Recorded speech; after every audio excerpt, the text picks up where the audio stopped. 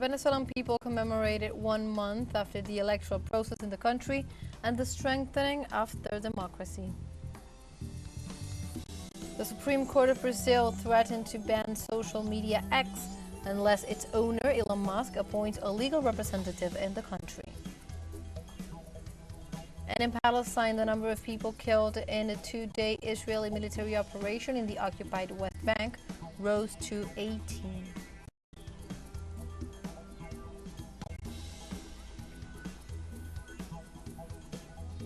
Hello and welcome to From the South. My name is Belén de los Santos and from the teleSUR studios in Havana, Cuba, we'll begin with the news. On Wednesday, the Venezuelan people commemorated 1 month after the electoral process in the country and the strengthening of the democracy, the triumph of Nicolás Maduro, and the will of those who want to preserve peace over violence. Let's see the details.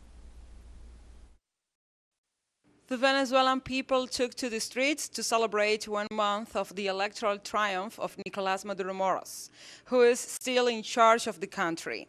A month with many political, international and social challenges where the violent events managed to be placated. We have come to ratify our vote on July 28th. Because we voted for Nicolás Maduro and we want the sovereignty of the people to be respected. We voted for Nicolás Maduro. We do not want interference in any country that comes to say Maduro won. And we are here in defense of our vote. Respect the vote of the sovereign people of Venezuela. We have completed 1 month since the victory of President Nicolás Maduro. As a young Chavista, a young person who studies, who works well, I am happy that today, as an organized people, we can march in the streets of Caracas and celebrate the great victory of all the Venezuelans. The Venezuelan people are constantly fighting for their sovereignty and against interference, demanding respect for their internal processes and showing their reality to the world. Yo le pido al pueblo opositor, al pueblo consciente, I ask the opposition people, the conscious people, the people who truly love their homeland, who still have family here, to remain calm, to accept that we are a majority and that we can dialogue. Because we are a people of peace, we are a people of love, and by talking things can be solved. Celebrating in the streets. Only we Chavistas know how to do, with joy, with enthusiasm, to keep moving forward, keep moving forward. Some want to remain in the past, who want to remain in hatred and violence, and who want to remain stagnant. We will continue moving forward. The country is not going to stop. On the contrary, the country is going to redouble its march to keep moving forward. They also celebrate Venezuelan democracy. The July 28th process was followed by a couple of days ago by a national consultation of the popular basis, an ever-deepening democracy. Because the people are getting organized, the popular power is getting organized to generate the changes that need to be generated. That is why the people are happy, the people are in the streets, and the next 6 years are going to be very victorious. Hugo Rafael Chavez raised a conscience in us, where his people understand that we have problems, but we are going to solve them among Venezuelans. We cannot leave our problems to someone else to solve them. We are the ones who are called to solve the problems of Venezuela. Venezuela is a country of peace, and we are fighting for the peace we want, and Venezuela deserves peace. During the last 4 weeks, the march ended at the Miraflores Palace, where it was received by the President Nicolás Maduro Moros, who celebrated the triumph of peace and joy in Venezuela. Gladys Quesada, teleSUR, Caracas, Venezuela. Also on Wednesday, the extreme right-wing sectors also gathered in the capital, Caracas. The concentration took place in the east of Caracas, specifically in the municipality of Tango. Aerial images show low participation of activity by far-right opposition leader Maria Corina Machado. Low turnout has been a constant throughout the calls for mobilization made by the extreme right, as the sector continues to ignore public authorities of the country, as well as the official results of the presidential elections of July 28th.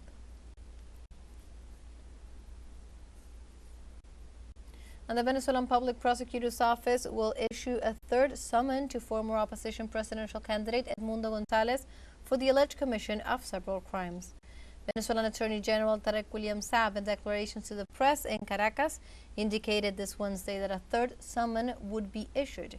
In case of his absence, the public ministry in due time would announce the corresponding actions to be taken in accordance with the law. The official specified that according to the jurisprudence of the criminal chamber, a person may be summoned up to 3 times. In the case of Gonzalez, the summon is for him to testify in a process against him already in progress for alleged crimes and also for the disobedience of the law.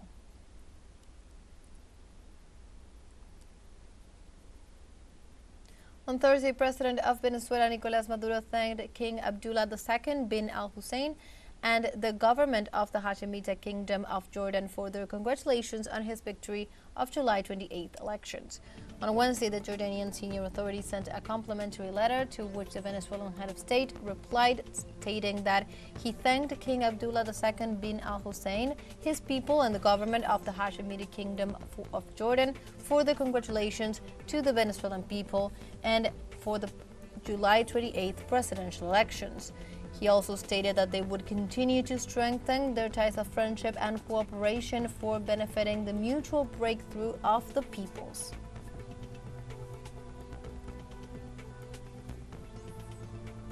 And the president of Honduras, Xiomara Castro, ordered on Wednesday the termination of the extradition treaty with the United States in retaliation to statements made by U.S. Ambassador Laura Dogu, in which she criticized the Honduran government's relationship with Nicolás Maduro's government.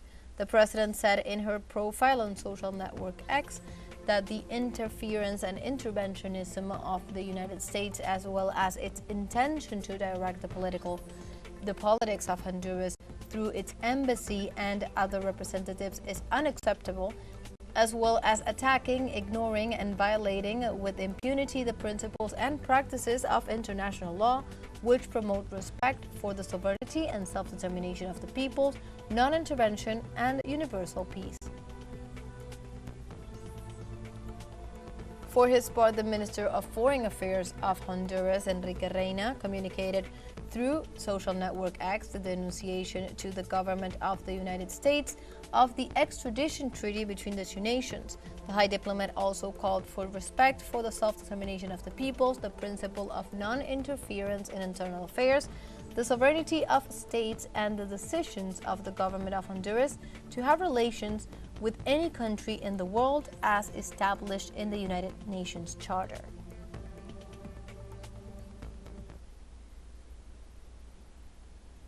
And now let's take a short break, but remember you can join us on TikTok at teleSUR English, where you will find news in different formats, news updates, and much more. We'll be right back. Stay with us.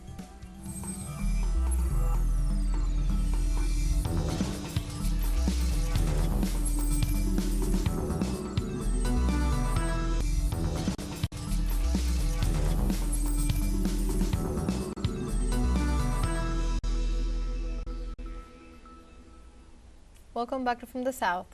The Supreme Court of Brazil threatened to ban social media X unless its owner, Elon Musk, appoints a legal representative in the country. In an order made public, Justice Chief Alexander de Moraes gave the billionaire 24 hours to appoint a legal representative for X if he is not willing the immediate suspension of the platform. The ruling comes after X on August 17th justified the closure of its Brazilian offices on the basis of allegation against Minister de Moraes, who is in charge of the case. This would represent the latest chapter in a long dispute between the Brazilian judicial authorities and billionaire Elon Musk, who also owns Tesla and SpaceX.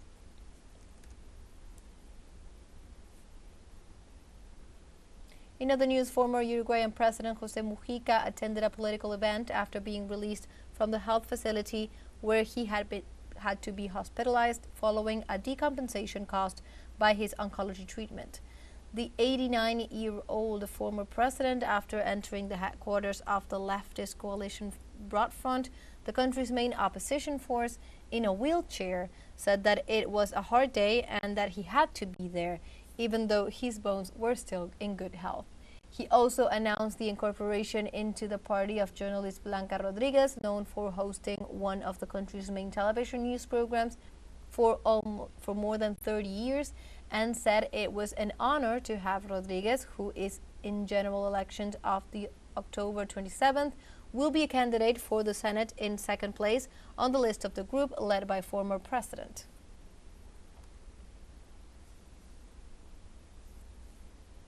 And Uruguay declared 5 days of national mourning for the death of Club Nacional player Juan Manuel Izquierdo. The 27-year-old defender collapsed in the middle of the Copa Libertadores match between Sao Paulo and his team after entering as a substitute. Izquierdo was rushed to the Albert Einstein Israeli Hospital in Sao Paulo, where he was admitted with cardiac arrest. The institution confirmed his death on the night of Tuesday, August 27th, as a result of encephalic death following cardiorespiratory arrest associated with arrhythmia. The executive committee of the Uruguayan Football Association declared mourning in Uruguayan football until next Sunday and suspended the First Division League matches and all sporting events organized in the country. We go now to Argentina, where the bloc of senators of La Libertad Avanza, the party of President Javier Milei, decided on Wednesday to expel one of its members due to irreconcilable political differences. It was the ruling party's legislator for the province of Formosa, Francisco Paultroni, who opposed the appointment of federal judge Ariel Lijo to complete the list of the Supreme Court of Justice, contrary to the wishes of the government house. On Tuesday, Congresswoman Lourdes Arrieta also left the bloc minutes before her colleagues were about to expel her from the parliamentary bench after she unleashed a public scandal for the visit of a commission of legislators to repressors convicted for crimes against humanity committed during the last civil-military dictatorship in the country. The decision of Milei senators further exposes the political crisis that the ruling party is going through, specifically in the legislative branch. We go now to Panama, where workers protested on the grounds of the National Assembly against the ratification of Dino Mon as director of the Social Security Fund. Citizens of the workers sector questioned Dino Mon's capacity to manage the Social Security Fund, arguing that his vision is not compatible with the needs and demands of the country's insured and workers. They also reject the appointment of Dino Mon because of his role as manager of a private insurance company and his public position in favor of measures such as increasing the retirement age.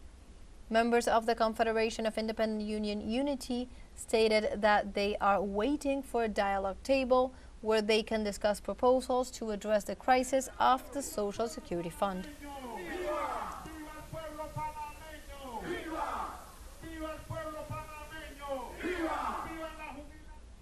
In Costa Rica, thousands of people and more than 70 organizations marched in the capital, San Jose, to defend public education after claiming that the sector has been underfunded by the government of Rodrigo Chavez. This way, students, teachers, unionists, and professionals marched under the slogan "Education Today, Peace Tomorrow," demanding a bigger budget for the educational sector. The demonstrators reiterated the importance of allocating 8% of the gross domestic product to the education budget as established in the Constitution. The mobilizations take place after the government concluded negotiations with the National Council of Rectors to define the special fund for higher education for 2025 without favorable results for the universities.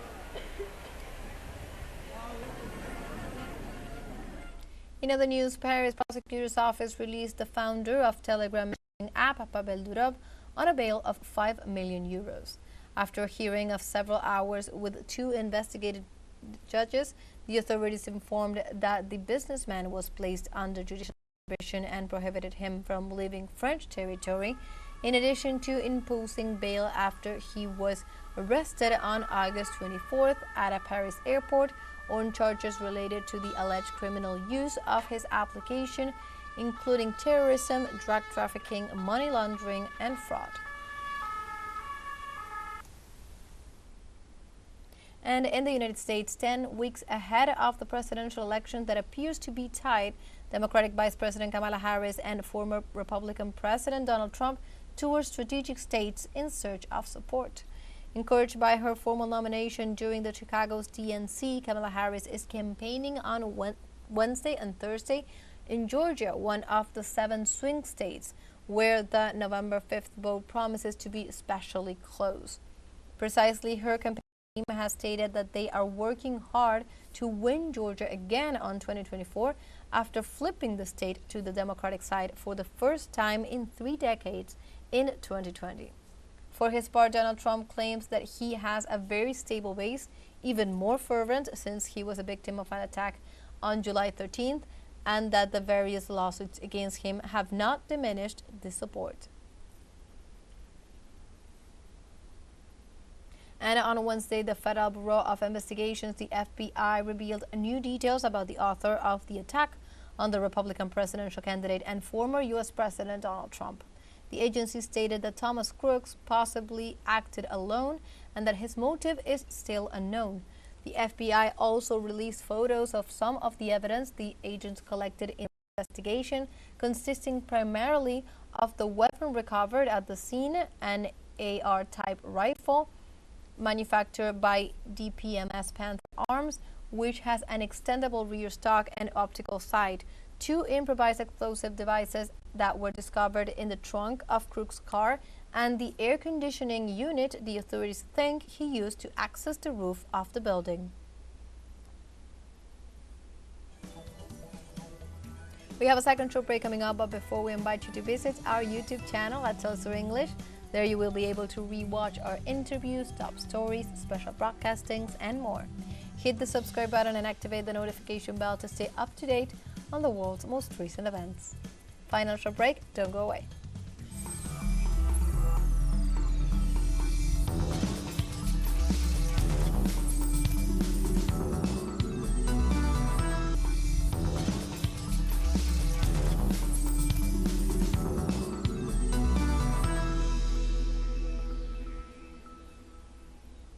Welcome back From the South. The Deputy Secretary General of the United Nations, Amina Mohammed, visited Sudan to bolster humanitarian efforts in the war-torn country. Mohammed, together with the Secretary General's personal envoy for Sudan, Ramtare Lamra, and an interagency delegation consisting of senior officials from the WFP, the UNHCR, and UNICEF arrived in Port Sudan to meet with the nation's Sovereignty Council, senior officials, and the UN country team to hold meetings focusing on strengthening humanitarian efforts in the region. The ongoing conflict in Sudan erupted in April 2023 and, according to United Nations reports, has killed tens of thousands and displaced millions, precipitating one of the world's worst humanitarian crises.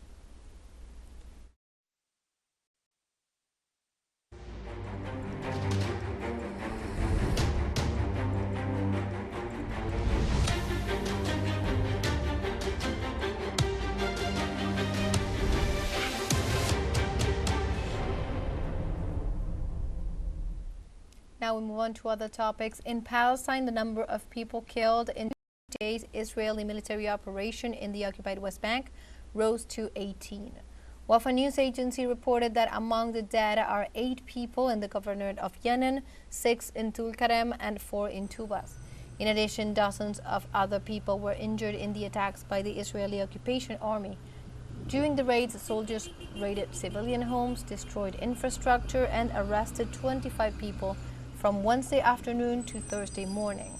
August was one of the most violent months of the year in the West Bank, with at least 70 Palestinians killed by Israeli fire.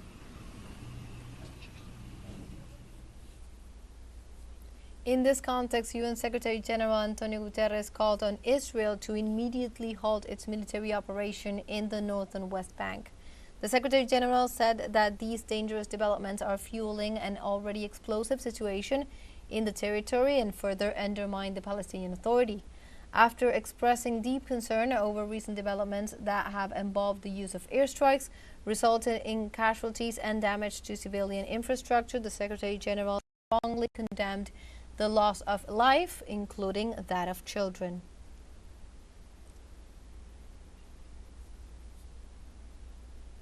And in other news, Syria's deputy permanent representative to the United Nations, Hakam Dendi, demanded during a Security Council session to discuss political and humanitarian issues in Syria to stop the Pentagon's plundering of national wealth and its support for terrorism and its proxy militias. The diplomat denounced that these illegal formations of separatist tendency launch criminal attacks on innocent people defending their families, villages, and properties in the provinces of teleSUR and Hasakeh, and in the city of Kamilchi. He also stated that there is no legal basis for such a U.S. military presence without Syrian approval and in contravention of the established provisions of international law, both conventional and customary.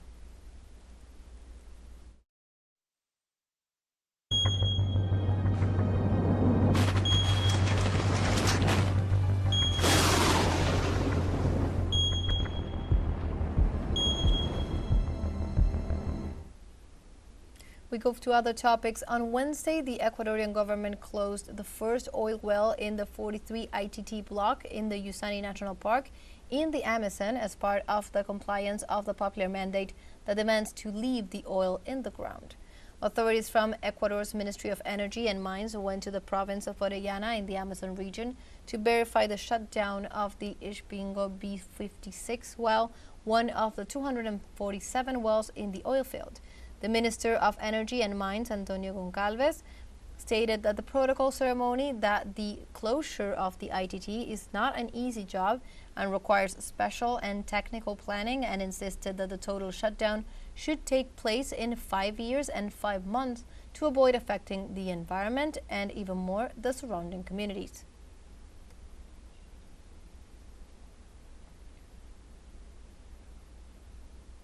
Meanwhile, on Thursday, Typhoon Shanshan, categorized as very strong, made landfall on the main island of Kyushu, southwest of Japan, with heavy rains and winds that, according to the Japanese Meteorological Agency, could destroy houses.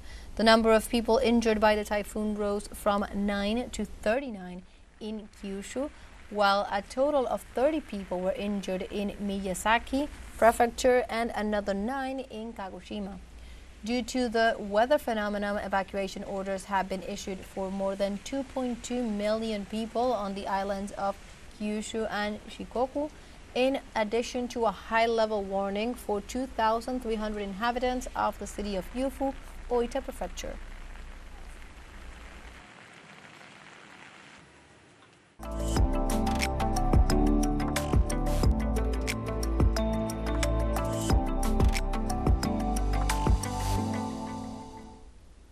And on Tuesday, 2 couples made up of Argentine dancers were crowned champions of the Tango World Championship 2024 in the stage and dance floor categories. Ayelen Morando and Sebastián Martínez, representing the Argentine capital, won in the stage category, characterized by their choreographic style and by allowing the breaking of the embrace and the performance of jumps and pirouettes, while in the dance floor category, which rewards the connection in the embrace and the rhythmic walking of the dancers, the couple formed by Fatima Caracoch and Breno Marquez, also representing Buenos Aires, won. The event was the closure of the 2024 edition of the Buenos Aires Tango Festival, organized in the capital city, which began on August 14th.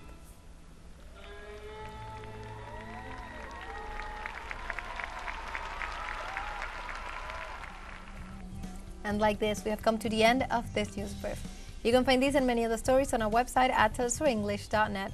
And also join us on social media. We are on Facebook, X, Instagram, Telegram, and also on TikTok. For TeleSUR English, my name is Belén de los Santos. Thank you for watching.